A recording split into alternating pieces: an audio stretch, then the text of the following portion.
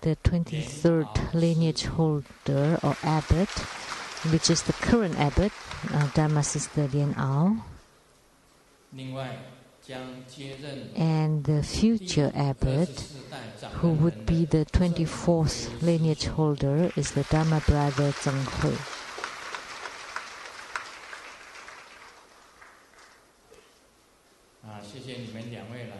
Thank you for both of you for coming, because the Sheng-yen Tang, Sheng-yen chapter for Malaysia, the 23rd and the 24th lineage holders,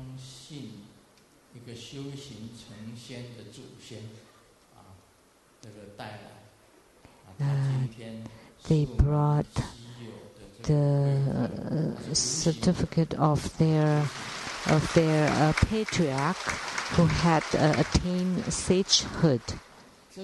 So they are our distinguished guests here. It's interesting, last night in my sleep I met an old man, and he said his ancestor of Zhuangxin, and he's a sage, and he has attained fruition in Taoist practice, and he is intangible. So he told me all the practices of the Sheng-yen Tang in my dream until this morning at 7.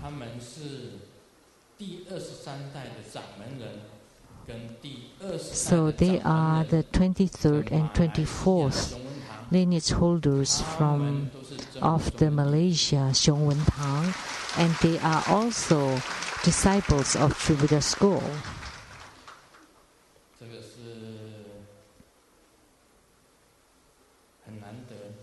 So this is truly an extraordinary event that the lineage holders are all here.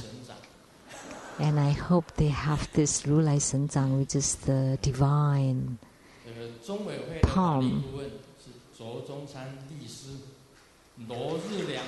And the lawyers or attorneys to the True Buddha Foundation, Mr. Zuo, Mr. Luo, and Mrs. Huang. And from the Flying Crown Group, President Tsang and the General Manager Lin.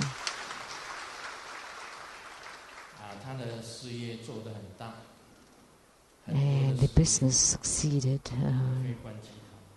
and it's a big group. And from Semarang, Indonesia, a very notable businessman, Mr. and Mrs. Kwan. The Mrs. name is Huang Meizong.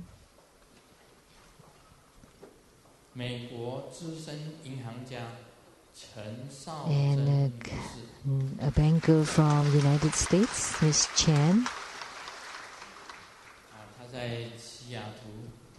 She is in Seattle, and she's the manager of Bank of America, also a financial advisor. And from CTI TV, the producer for the Gini Dian Sang Xin Dong, Rebecca Su, and the producer for the Platform Sutras and the Development Stages of Tantrayana, Master Lien Yue, and the host, Miss Lin. My sister, Du Sheng-mei.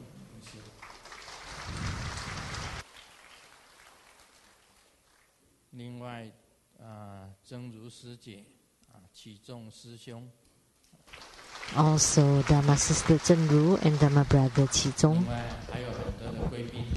and many more other guests of honors. Good afternoon, how do you do?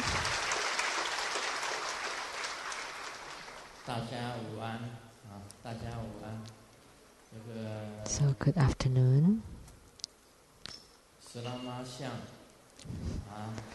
Good afternoon in Indonesian and in Malay.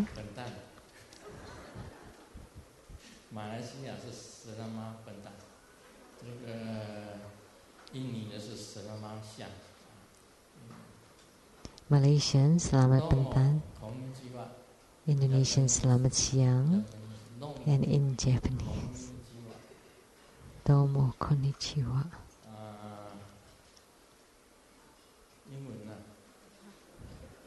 And English?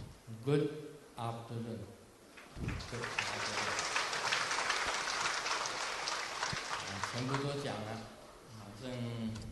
Now I've said them all. And Taiwanese. And Cantonese.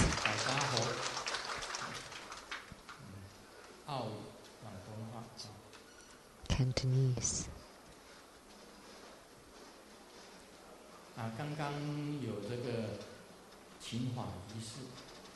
Just now we had the small ceremony for requesting for Buddha Dharma. That was for tomorrow, Sunday afternoon at the Chiang Kai-shek Memorial Hall. There was a great offering for the Ushina Vijaya. That will start at 1:30 p.m. 1:30 p.m. at the CKS Memorial Hall in Taipei.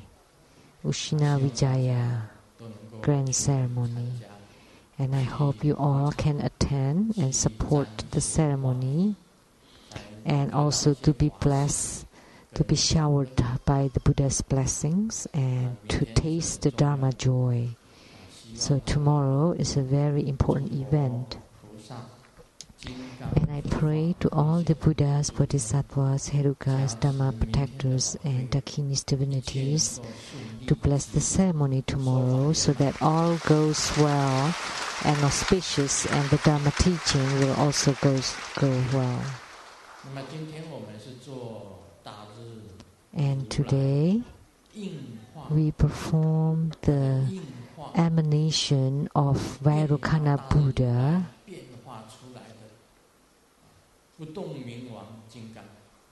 which is Akalanata Vidyaraja Heruka. And this deity is extremely important in Japanese Tantrayana. We could even say that in all temples in Japan, tantric temples, they all enshrine Akalanata. And also in Japan, I noticed that many people would worship Siddhigarbha Bodhisattva, and they also worship Akalanata. So we could say that this deity is one of the most important main deities or yidam in Japanese Tantrayana. But in Tibetan Tantrayana, although he's not considered as the 5 Herukas, but also considered important nonetheless. He's also very important in Tibetan Tantrayana.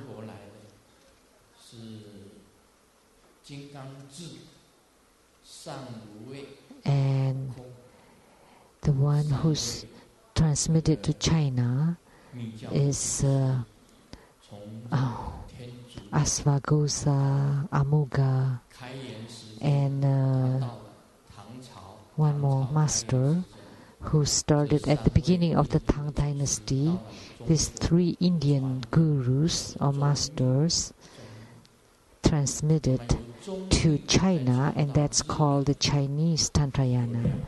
And then from China transmitted to Japan. One is called Thai Tantrayana, which is the Tiantai sect of Tantrayana.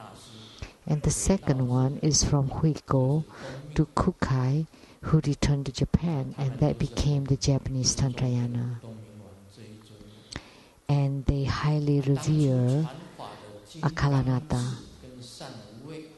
So Jingangzi, the Vajra Prajna, and San Wu should be Asvaghosha, I think.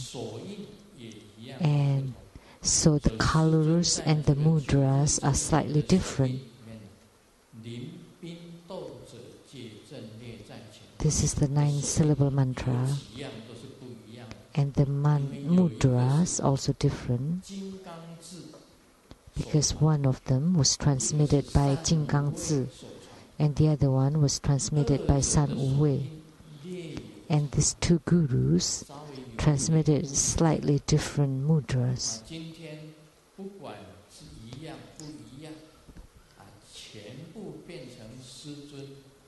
So whether it's the same or not, then now becomes Grandmaster's mudra.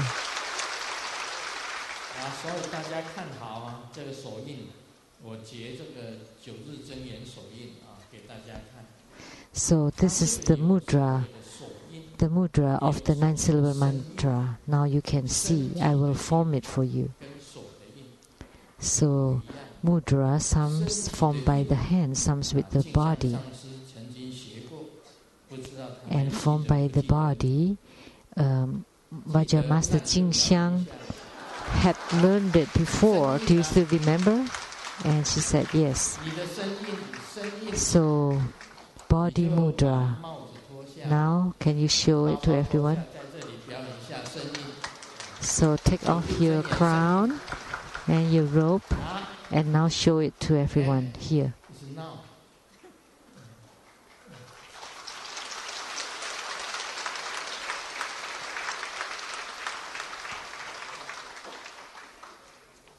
You can say the Nyongo Japanese language. 你是不是要脱光啊 Are you taking all your clothes off? So Yogini is like, and she knows the body mudra for the 临兵斗者列真戒在前. Just one time.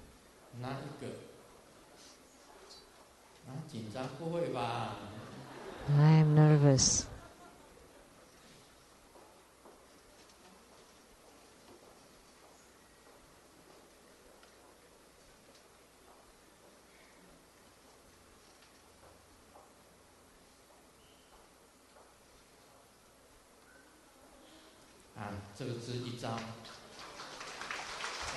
This is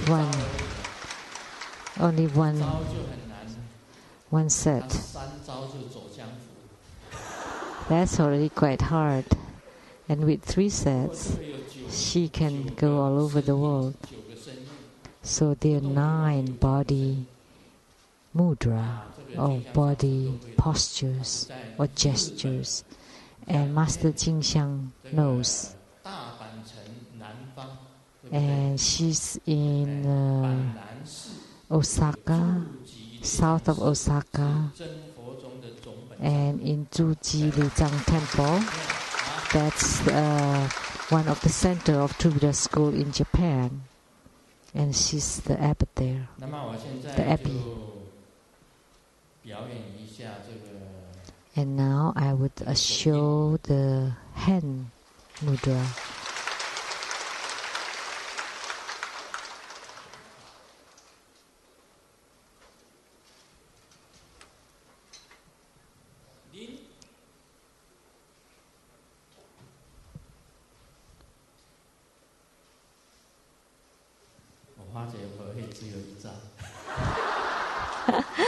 I only know 1, 2.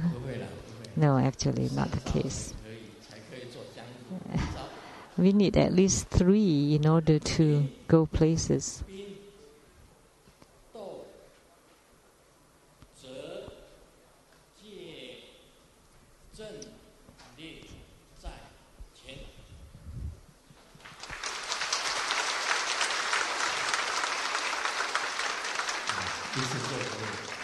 One time is enough. So, Akalanada's mudra, this is the immovable sword. So look carefully. This is the sword mudra. 另外还有切日结，切日结就四中文印。And then the cutting mudra, which is the four vertical.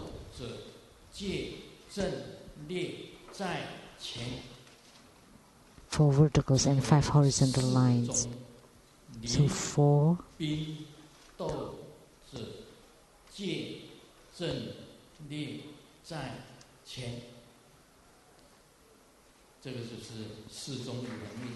So this is the cutting mudra of the 4 verticals and 5 horizontal lines. And for the mudra, so this is 5 horizontals and this is 4 verticals. So this is the mudra.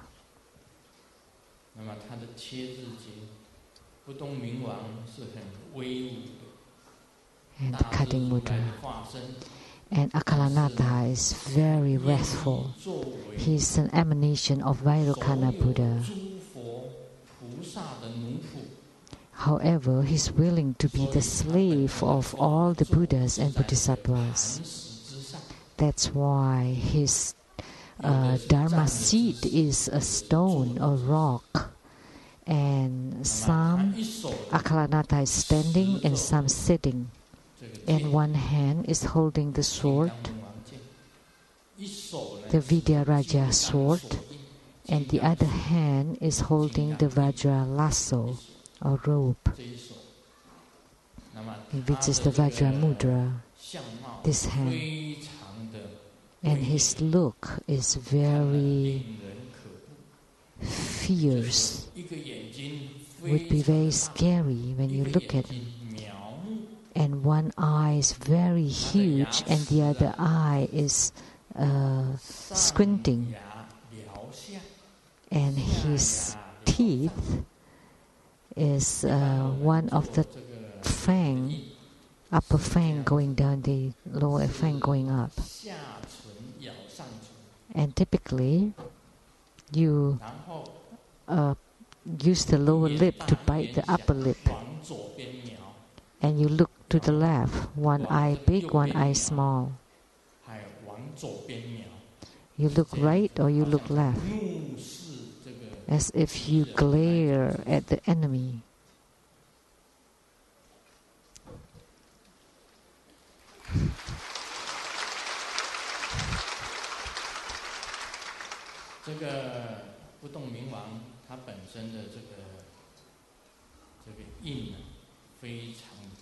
So the mudra for Akalanatha is very special.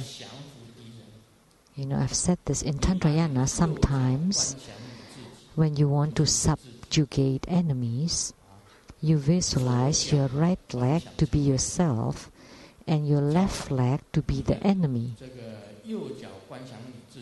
So the right leg is yourself and the left leg you visualize to be the enemy lying down.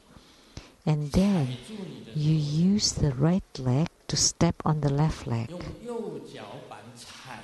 So you use your right foot to step on the left foot. So this is one of the Akalanatha's mudra to subjugate your opponent. But don't step too hard. Otherwise, if you take a rock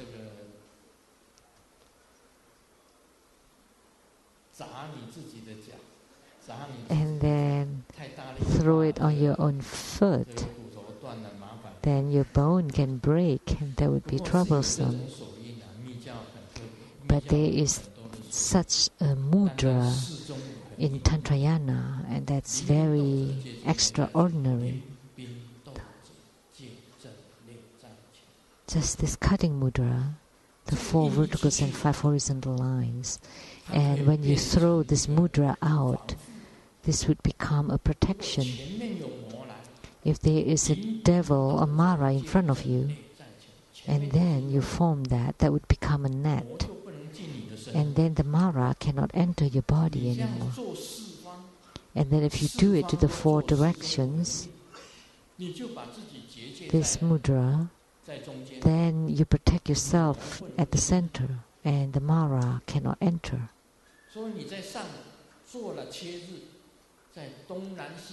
So, if you do this cutting mudra above to the four directions and below,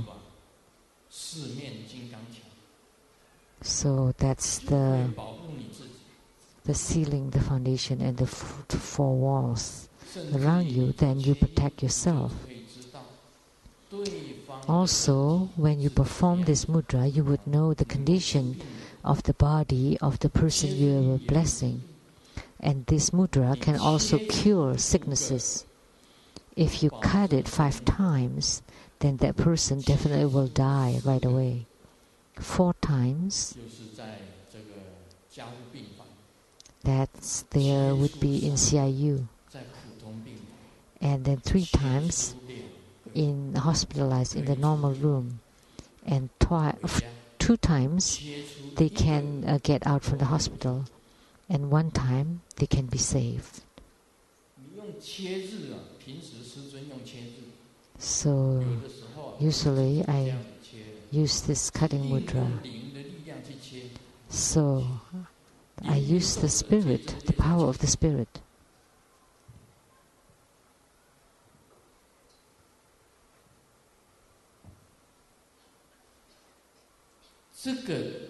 So this kind of mudra, once it goes out, this is the emanation of your own mind, heart, and qi. It's a kind of qi gong. And if there is a Mara, it would harm the Mara.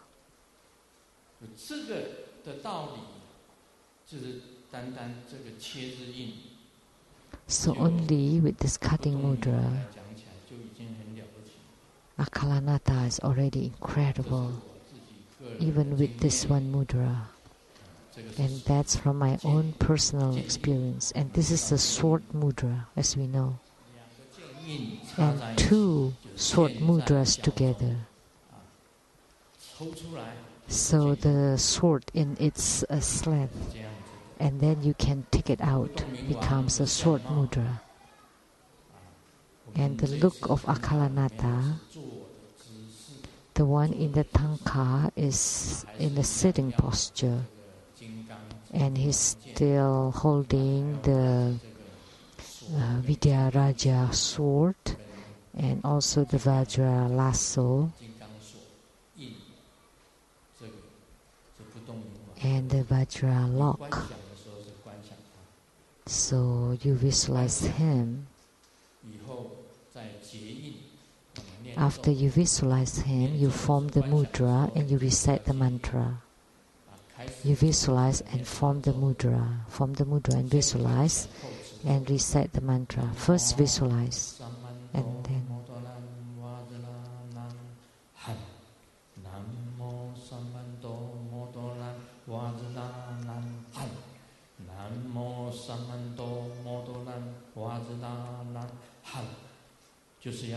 that's the mantra, and that's how you should recite the mantra. And there's also even more fierce way of chanting. Just now, this is a very tender way of chanting.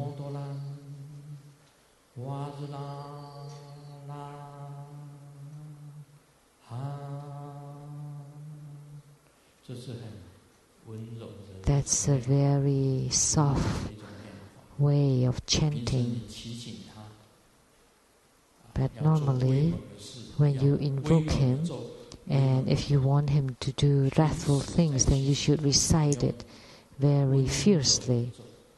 But normally, you can use a very tender way. He's an action heruka. If there's some work that you want him to do, then you should recite the mantra fiercely. And you want him to take action right away. In Japanese, ikimasho, go. Right? Go.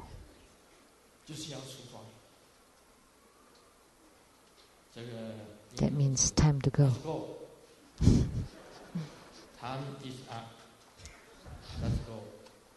好 ，Time is up， 时间已经到了，应该出发。那么我们知道 It's time, let's go. 我第一次传不动明王法。The first time I transmitted this Akalanata Dharma practice in Northern California, San Francisco. That was the first time I transmitted Akalanata. And at that time, there were two extraordinary events happened. The first one was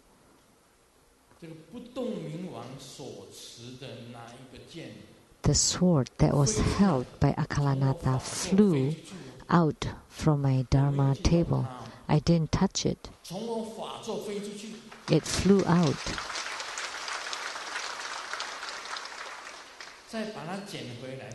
And then they placed it there. And when I continued to talk, it flew again. And then they placed it back. And then I continued to talk, and it flew out again 3 times. It flew to the front of the Dharma seat. When we recited his mantra, all the crows and all the birds flew down.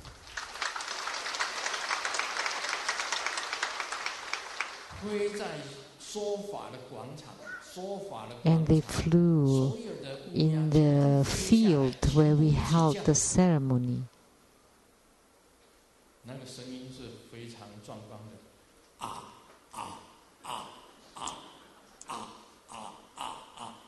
And they made that sound. So the crows also recite the mantra.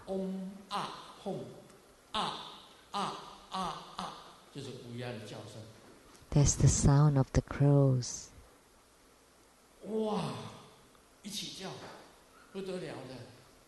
They all cry together.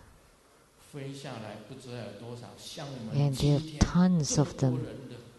As many as the people here today. I didn't mean that you are the crows, but it's as many as this. And they all shouting, they all crying out, ah, together. Just heard, they all very scared. The people were scared hearing that, but I told them, don't be scared, because that's the power of Akalanata, to let all the crows to flew down and cried out at the same time. And there was another incredible event when all the birds crying together. That was at the Rainbow Lechang Temple in Seattle.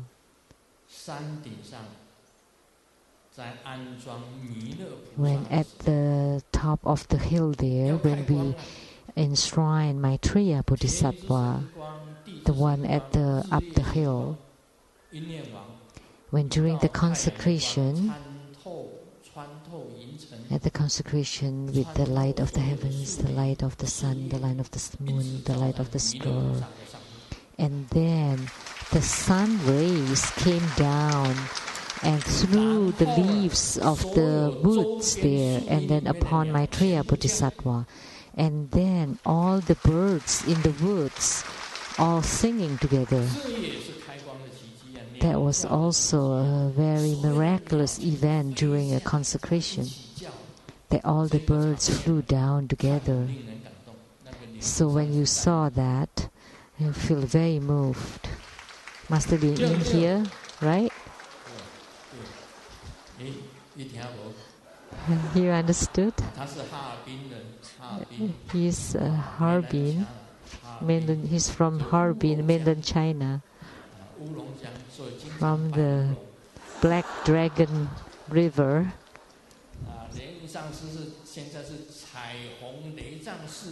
So he's now the abbot of the Rainbow Temple in North Bend, Washington, United States. Grandmaster bought the land for the Rainbow Temple, about 40 acres piece of land, and built the Rainbow Villa, who now became the Rainbow Temple. And Grandmaster donated all the land and the buildings there. They all now passed to Master Lin.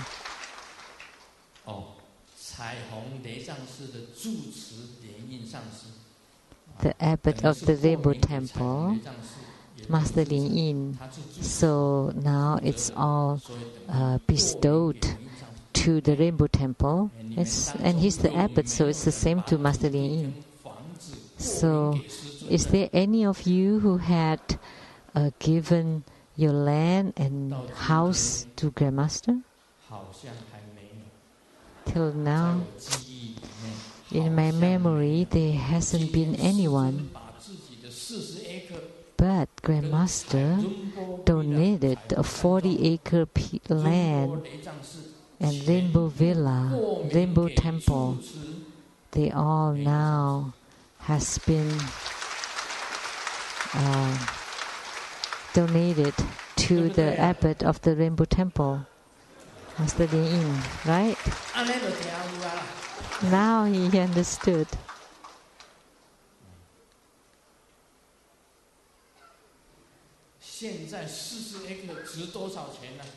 So how much is it worth now?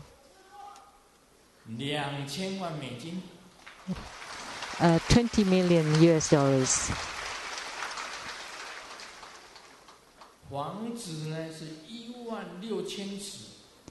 And the house is 16,000 square feet. And it's a beautiful house. It's one of the top-rated, first-rate building. It's a house that cannot be bought for hundreds of millions of Taiwanese dollars. And this means that you have such an expansive, broad heart, a big heart. So I like to tell you, spiritual cultivation is to learn to have a big heart. So in the 9 stages of the Great Completion Dharma practice was talking about openness, that it has no limit, that it can embody anything, hundreds, thousands of rivers, of oceans, they're all in your heart. So with one gulp you can drink of all the waters of the rivers. You need to have such a heart. So as a spiritual cultivator, if you cannot embrace that thousands of rivers, then that means you still have attachment. When you still have attachment, that means you still have problems or troubles, afflictions. So you need akalanata to subdue your own afflictions. And that's the true power of akalanata, because it's not to subdue other enemies, because the true enemy is yourself. If you cannot subdue yourself, you always point out other people's mistakes. That means you still have attachments. So in spiritual cultivation, we need to subdue or subjugate ourselves. And once we do that, all the afflictions, all the troubles would be gone. Only then you would be qualified to become a tantric yogi or yogini. This is very important. And this is a very important key point. Fifth instruction.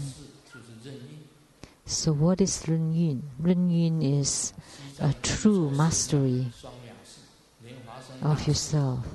The first temple in Tibet, built by Guru Padmasambhava, King Trisong Teshon, and Master Jifu.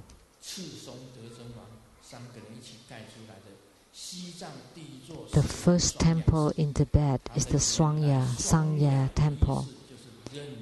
And the meaning of Sangye is Ren Yun in Chinese, which is a true mastery. You go with the flow. So when you have no obstructions whatsoever, only then you would be able to have the true mastery. Only when you have no obstructions. And Akalanata would be able to let you gain this mastery. And this is the most important fifth instruction. In order to cut off all the afflictions, your heart should be able to embrace everything. All, in Chinese terms, is thousands of rivers and thousands of oceans.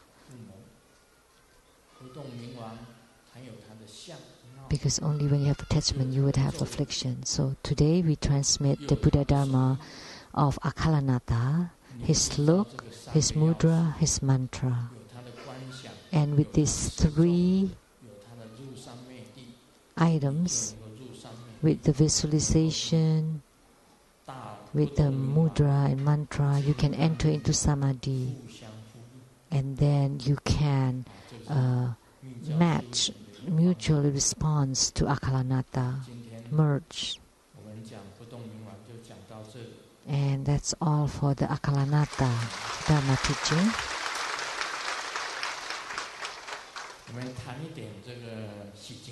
And now let's talk a little bit on Hevajra.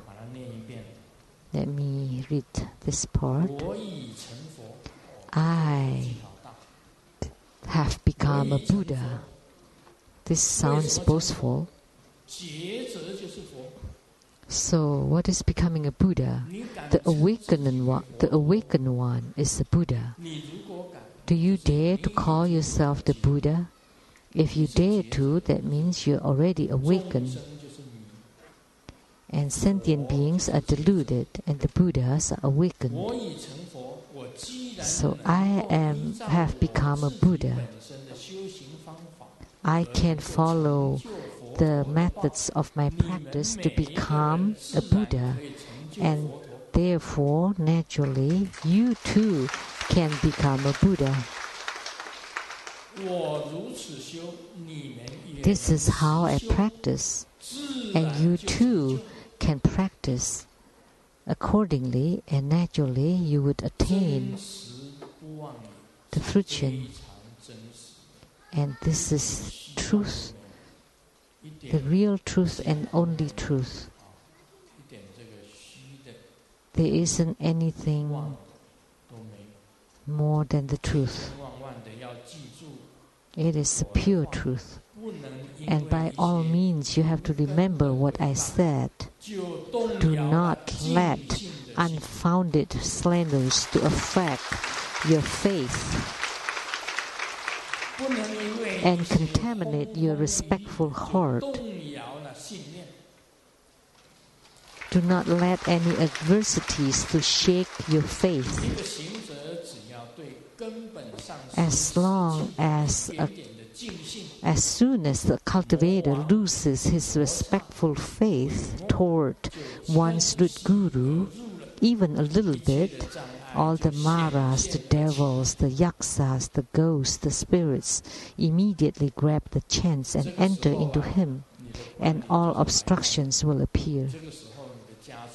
At this time, all the empowerments are wasted, all the blessings would be wasted, and at this time, all the true practices will be gone. Someone has his eyes continue to jump, and then he asked Grandmaster, what happened?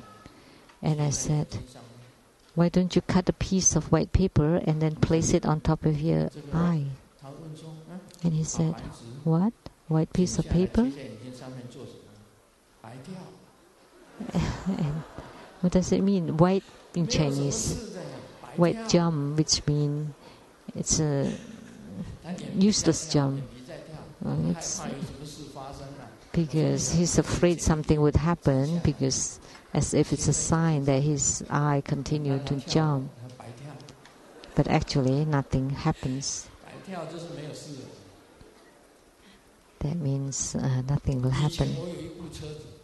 In the past, I had a car, and the car plate is 546 for my Benz.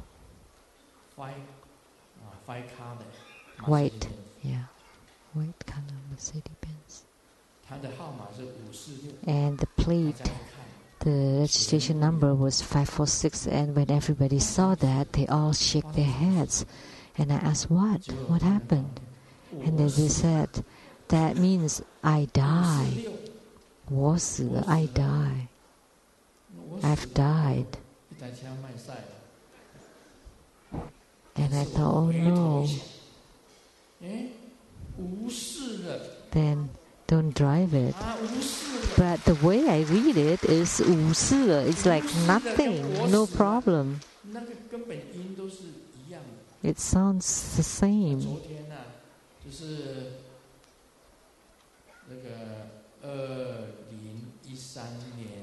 And yesterday was January 4th, 2013. And then they say it's like, change pronunciation, I love you all my life. It's the same thing. So if you think it's I've died, then when you drive it, you would feel as if something will happen. But if you turn your thinking right away, and it's nothing, no problem. Everything is fine. When I drive that car, nothing ever happened.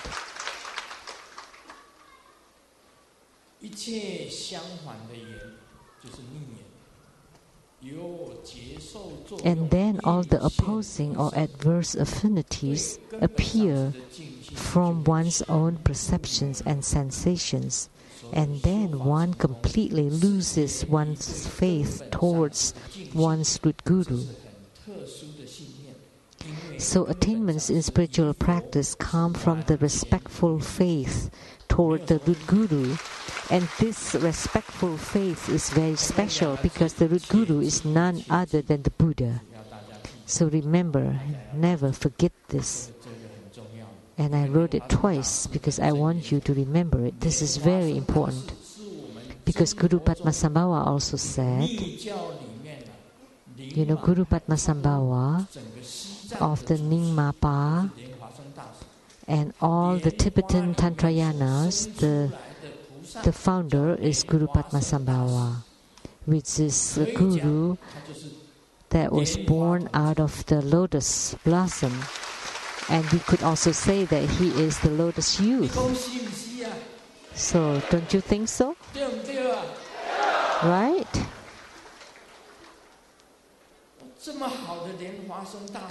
So Padmasambhava, Guru Padmasambhava, which is a guru born out of a lotus born. And it's the same, lotus born, lotus youth. He is lotus youth, right? Someone said there is no such thing as the lotus youth. So what are you talking about? Don't you think Guru Padmasambhava is the lotus born?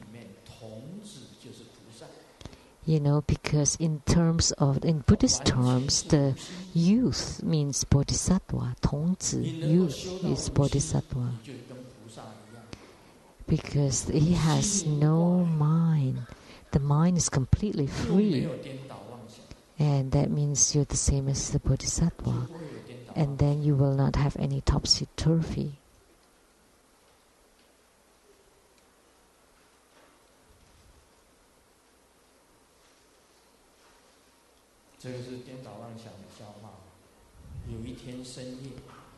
And this is a joke about going topsy-turvy or turning upside down. Someone went to a dental clinic and said, "Excuse me, could you help me?" I feel that I'm a flying goose. And the dentist said, then you shouldn't come to a dentist. You should go to a psychiatrist. And the man said, yeah, I know. Then why did you come here? This is a dental clinic. And the man said, because the light is on here.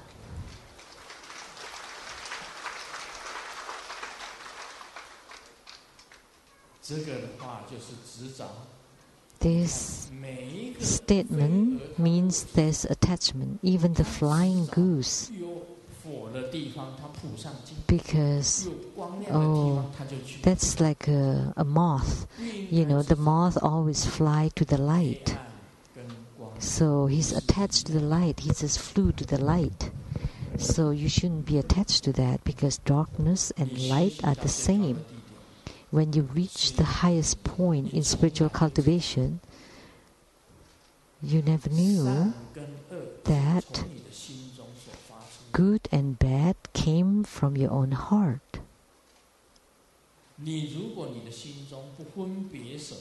If your heart does not discriminate between goodness and badness, then you're already close to enlightenment.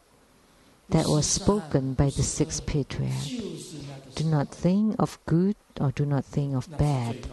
That was the time. That was it. That was the highest realm. When you have no heart or no mind, that's the highest realm. In order to become the Buddha, Sakyamuni Buddha, the benevolent one, the greatest benevolent one of the Sakya clan, who had complete attainment, Sakyamuni Buddha.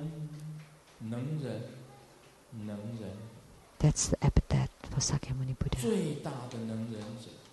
The benevolent one, the greatest benevolent one of the Sakya clan, with the perfect name.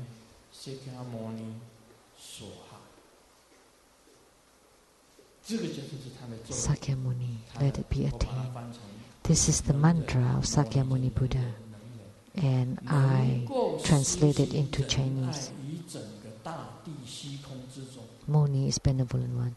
So you could love the great earth, the benevolent one, the greatest benevolent one of the Sakya clan, who could complete the original wisdom.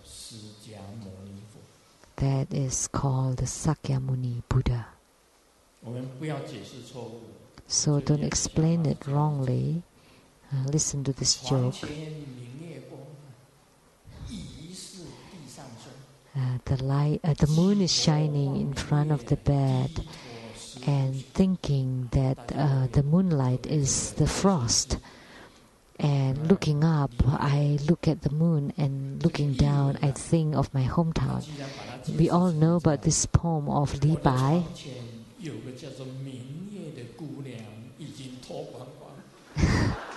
But there's an artist that explained it, that in front of my bed there is a girl called the moon that's naked.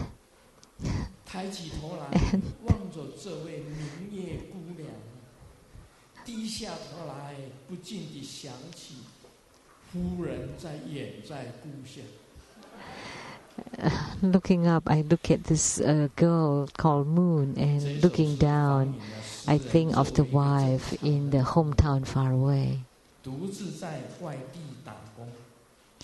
There was a normal man who is earning money in a faraway place. So we all know that that's the wrong translation. How could that be? There's a girl called Moon in front of my bed, and her skin is like as white as the frost. that looking up, I see the skull moon, and looking down, I think of the wife in the faraway homeland. So we cannot mistranslate. The mantra of Sakyamuni Buddha, you cannot misunderstand it. Someone also misunderstand Om Mani Padme Hum, and that should not be allowed. That shouldn't happen. So there are a lot of misunderstandings about mantras.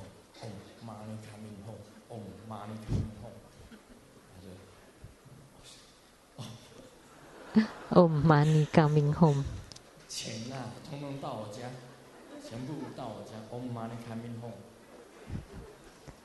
So it becomes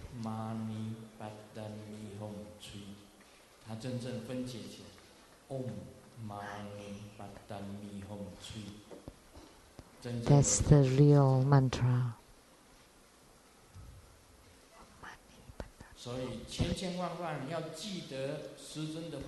So, by all means, remember Grandmaster's words. Do not let unfounded slanders affect your respectful faith. Guru Padmasambhava also said, only if you honor or respect the Guru, you can treasure the Dharma. Only when you treasure the Dharma, you can practice diligently. Otherwise, they're all gone to dust. And all the empowerments, all the blessings will go to waste. And then you would have no faith in your practice.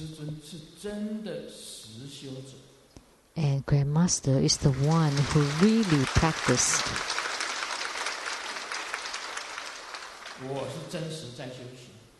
I really cultivate spiritually every day.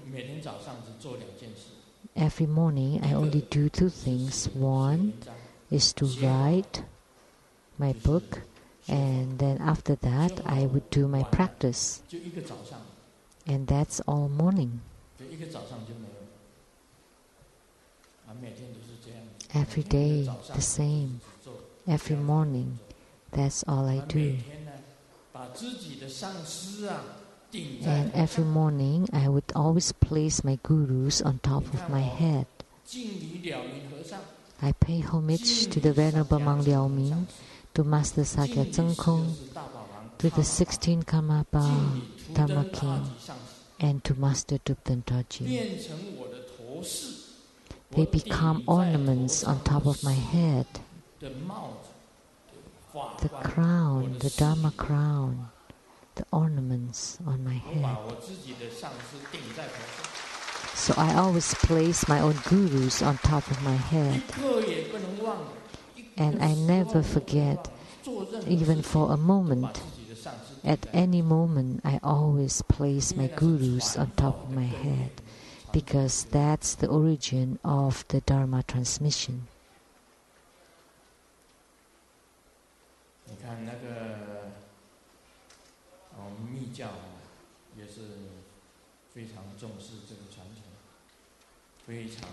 And in Tantrayana, we also put great importance on lineage. I've said that before. The first Karmapa, from Gambopa to the first Karmapa, to the 16th Karmapa, to the 17th Karmapa, the lineage never stopped. So the Karmapa lineage also in me. I'm the disciple of the 16th Karmapa. That's the lineage of the Kagyupa. And Dharma Brother Chizong, you also do mostly Kagyupa practice, Mahamudra. So could you please recite the prayer, the supplication prayer of the Kagyupa?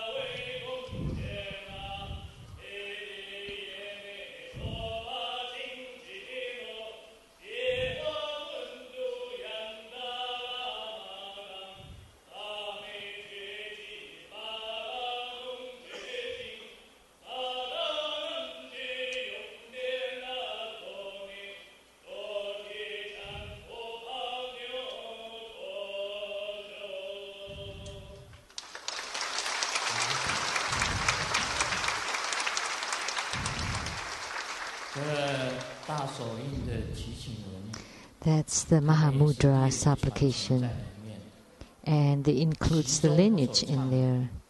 So what was sang earlier from Tilopa, from Ninguma, Tilopa, Narupa, Marpa, Milarupa, Kampupa, and then Kamapa 1, the first Kamapa, till now the 17th Kamapa. So primarily the supplication is to supplicate all the lineage gurus for the Mahamudra, for all the lineage gurus. Nigoma, Tilopa, Naropa, they were all Indians, and then Marpa is Tibetan, was Tibetan, Milarepa, Kamboba,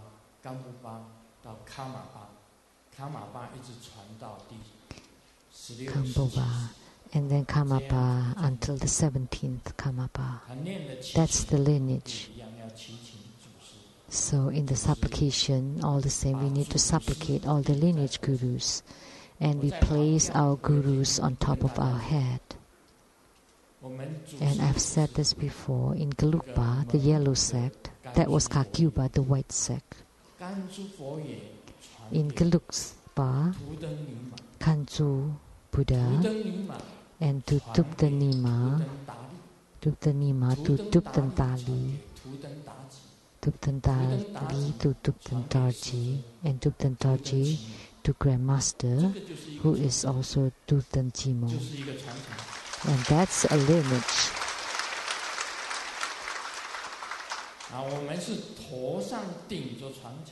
So on top of our heads, we place our lineages. It is not made up at all. It's not fabricated at all. And then in the past, Guru Padmasambhava also placed the hidden teachings or Dharma in my brain. That's the lineage of the Dharma. And then there's also very precious lineage that's not much known.